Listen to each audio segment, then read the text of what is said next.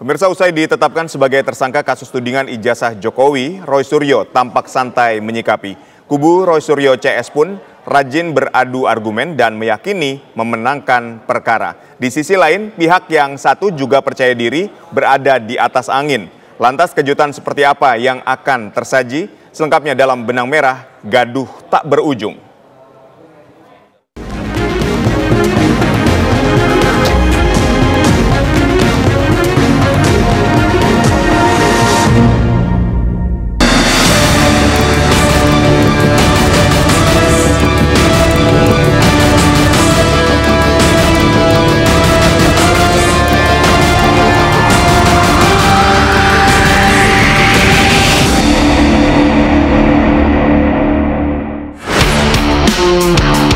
Kasus tudingan ijazah sarjana Presiden ke-7 Republik Indonesia Joko Widodo palsu belum berhenti menabuh gaduh.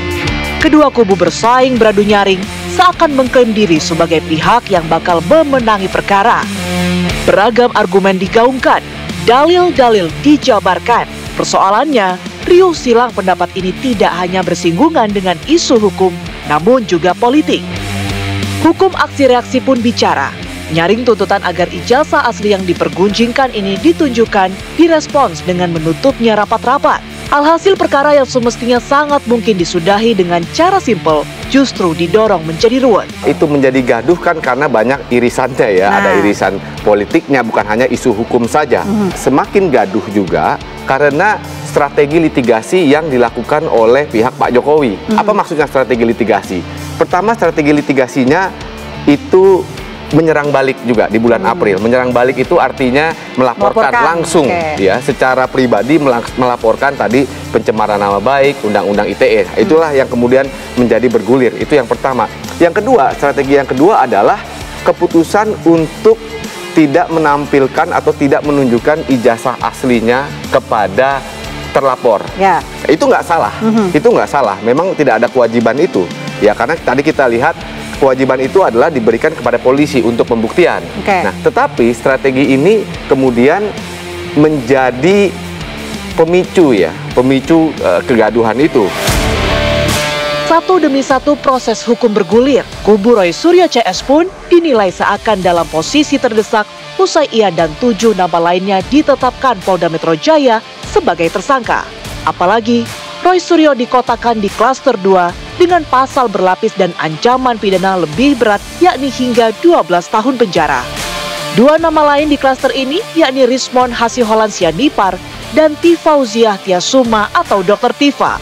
Sedikit melegakan ketiganya lantaran mereka tidak ditahan. Penegak hukum mempersilahkan mereka menghadirkan saksi dan ahli meringankan. Kami sebagai penyidik harus menjaga keseimbangan keterangan dan informasi sehingga proses penegakan hukum ini adil dan berimbang. Kami akan melakukan konfirmasi dan pemeriksaan terhadap saksi yang diajukan, saksi yang meringankan, begitupun juga terhadap ahli yang meringankan atas permintaan atau permohonan para tersangka.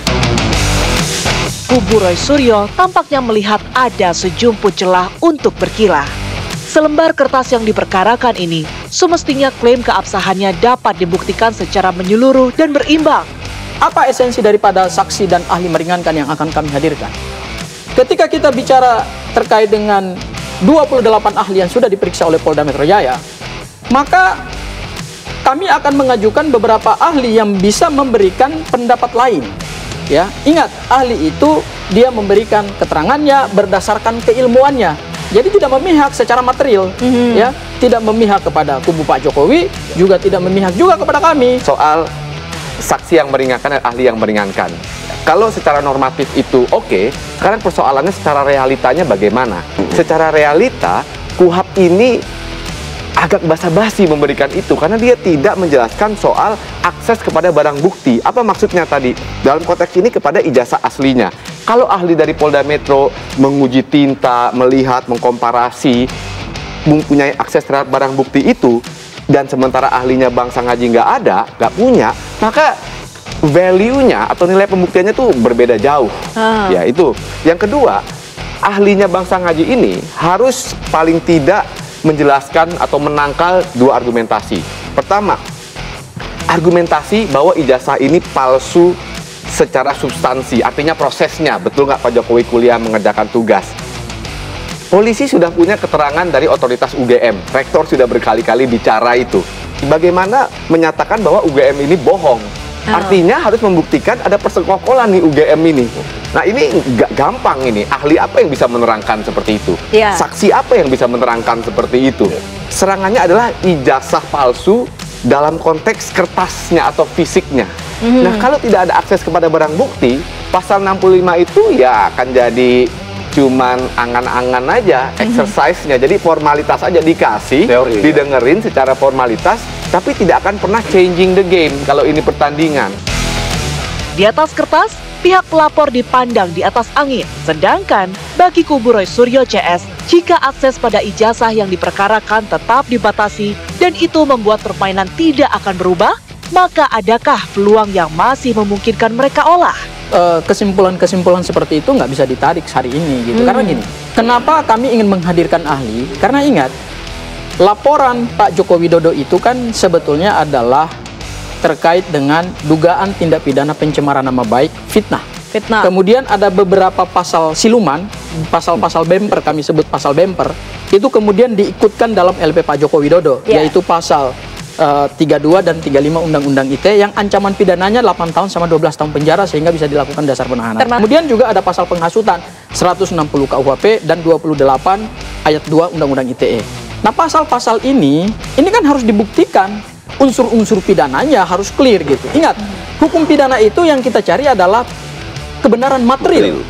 Untuk mencari kebenaran material memang tidak mudah. Ya, pembuktian hukum itu seperti kita menyusun puzzle. Rangkaian puzzle-puzzle ini kemudian kita susun menjadi satu pembuktian yang terang benderang sehingga apa yang didalilkan oleh Pak Joko Widodo ini akan terbukti tidak di dalam persidangan. Bukan berarti tidak ditahan, kemudian bahwa seluruh pasal yang diterapkan itu terjadi kekeliruan. Yang kedua, kalau kita berbicara terkait ahli, Profesor Mahfud MD ya mengatakan bahwa harus dibuktikan dulu. Itu kan pendapat, bukan undang-undang, bukan aturan. Pendapat.